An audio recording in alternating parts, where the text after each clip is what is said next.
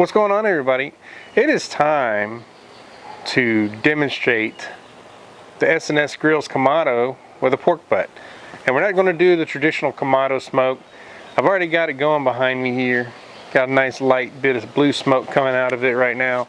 I'm using what's called the turbo slow method, which is basically, if you're doing it in a Weber kettle, it's just the slow and sear setup with your coal off to the left and then your meat in the right, or you can flip the grate around and vice versa, I guess, depending on what your preference.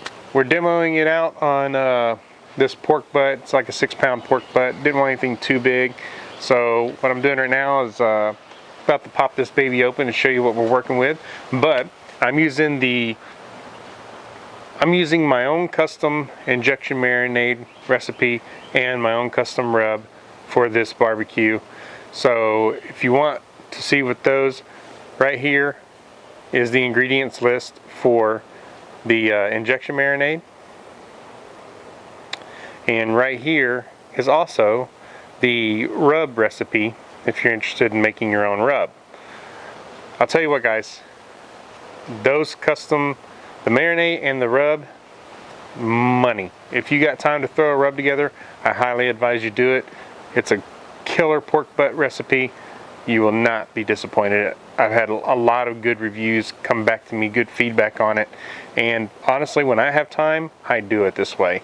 And injecting that marinade is going to make it taste a lot better inside and out. So let's take a look at this pork butt and show you what we're set up with. I probably need to add a little fuel anyways. Alright, this grill has been running between 225 and 230 the whole time. We're going to go ahead and pop her open here. The grill has been running for about 4 hours now, and I have not reloaded the fuel, so we're going to check her out. Oh yeah, I do have some water in the water pan just for giggles. I really don't believe you need a water in your water pan. I'm going to rest that there. I really don't believe you need water in the water pan because Kamados hold heat, but my fuel's getting a little low. But you can see, I still got a decent bit of coal in there, so what I'm going to do is I'm going to add some more lump coal in here and also some more wood chunks. That's a 4-hour smoke, that's what we're looking like. The fire will get crazy here in a minute, but we will control it with the vents once we're done adding coal. So that's a nice long chunk. I'm going to go ahead and throw it in there. Good to wear gloves for this, guys, just in case you get a flare up. Those are 2 nice big chunks. That'll be good. Go ahead and throw a couple of hickory pieces in there. Our fire will get crazy, like I said, but don't panic. I think that's good. Go ahead and close this back over and go ahead and give the butt a good spritzing. Let me close it down for a hot minute. Doing these things on camera can be challenging sometimes because you got to work against time. You don't want to keep the cooker open too long, but you also want to show your viewers what you're working with. So I'm going to go ahead and open her up real quick and give her a good spritz. This is just 50-50 apple juice and water. This will kind of help with the bark up along with that rub. And I have the drip and griddle plate underneath this time, just to catch the fat dripping so it doesn't drip down to the bottom of the Kamado, since I don't have a fire down there this time. So yeah,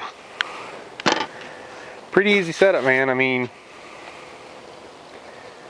basically, you just have your fire off to the left, your meat off to the right, or like I said, you can flip it around, whatever suits your fancy. But I'm a right-handed guy, and I'm right-oriented, I guess. So yeah, that's how I have it set up. This is only a 6-pound butt, and I'll be putting a temp probe in it later. But it looks like my water level is still good in my water pan. About halfway, looks like I went halfway through some water, so I'm just gonna, I guess I'll top it up. Let's go ahead and add some more water in there, bring the level up. Just like that. And voila, let it ride. All right, So that's that. We're gonna let her ride for a little bit longer and just see how she goes. Right now she's looking really good. This is kind of like, this setup is kind of interesting in that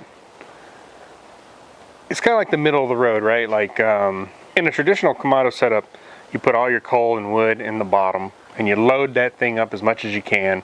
That way you don't have to refuel, and you just hope and pray you have enough fuel in there and you don't have to move everything and add more fuel, which is I've never had to do in all my time smoking on Kamados. I've never had to remove anything and load up again because I make sure I have enough down there to begin with. This is a little more convenient because you load up your fuel and you monitor it. You just go check. With lump coal, check it every like 4 hours. Check it, and then you might have to add a few more pieces, like you just saw me do. If you're using briquettes, you might have to load up sooner. I think briquettes burn faster. I know there's a debate on that, but personal experience, briquettes burn faster. I'm sticking to it. Don't want to fight about it. But you want to comment? That's fine. But anyways, this setup's kind of cool. If you're doing ribs or something, you can just load it up this way. Depending on how much real estate you need, you can always add the second tier grate on there, and you're good to go. But for this works. Seems to work well even for like bigger pieces of meat. Will I do this very often? I don't know. We'll see. If I'm smoking during the day, through the day, sure. If I want to do like an overnight smoke, I'd probably just do the traditional offset smoke way. I mean, the traditional Kamado way, where you just load up the bottom. But I'm still figuring this grill out. Temperature fluctuations, not much at all. 5 degrees, 10 degrees typically. But fire management seems pretty easy. It was a little more a learning curve, like vent settings wise, but I found the perfect vent settings. Right now my vent is set at the 1.5 mark on the top of the Kamado, and at the bottom it's set at the 1.5 mark as well. So it's very similar to the Char Griller Acorn metal version. The steel cheapy version, you have your vent settings about 1.5 on top. I'm kind of experiencing the same on this. It really has to do with the gap at the top, like your top vent gap. I think on the Acorn ceramic and Acorn steel Acorn, just a hair of a gap, like 1/8 of an inch. This one looks like I might have more like a 1/4 of an inch gap on the top, but it's your bottom air intake flow that matters the most when you're trying to control your fire. But anyways, so far so good, and we'll see my opinion on it. This is all done, and I need to put a probe in here soon too to see where we're at on the temp. Alright guys, we're going to do a little bit of a bark check here. Check it out. Look how nice that looks. Oh yeah, got a good bit of bark setting in on it. That's going to be good eating, man. Go ahead and spritz her down a little bit. Meat's sitting at 153 degrees. We're at the stall right now. It's been sitting around the 151, 153 range for a little bit. So we'll go ahead and close her down and let her keep going. This thing needs to be about 199, 200 when I pull it. Alright guys, it is 8 o'clock at night. 14-hour smoke for a 6-pound butt. This one must have been really marbled. It's about 192 degrees. I'm going to take it off the grill. We're going to take it inside and break it down and try it out and see how she turned out.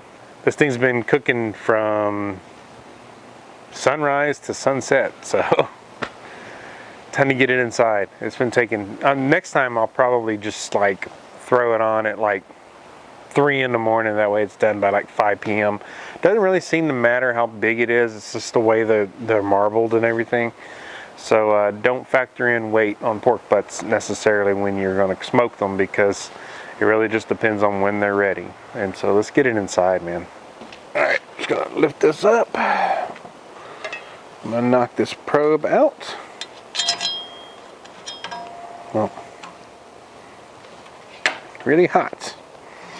Use my little spatula here, put it in yeah, oh man, look at that. Can't wait to take this inside and try her out. So let's go inside. Alright, let's go ahead and try to pull the bone out of this thing.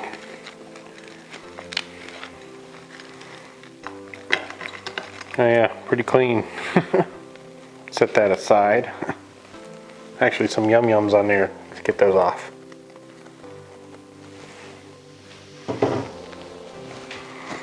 Alright, let's see how she crumbles. Pretty good overall. There's only one spot here that's a little not as tender. Probably could have went just a little bit longer, but overall this thing is I mean, pretty crumbly. Got some good smoke ring in there, look at that. Nice smoke ring in there. Well, that's good looking stuff, man. Go ahead and finish crumbling it with my gloves here. Make a mess while I'm at it, huh? Alright, so it's been a while since I've done a pork butt on Kamado, but especially it's my first time cooking it on the slow and sear Kamado, and using the offset, what they call the turbo slow setup. And so we're gonna try this out, man, see how it came out. Gotta get a barky piece here. Like that. Yeah, I'm gonna try that.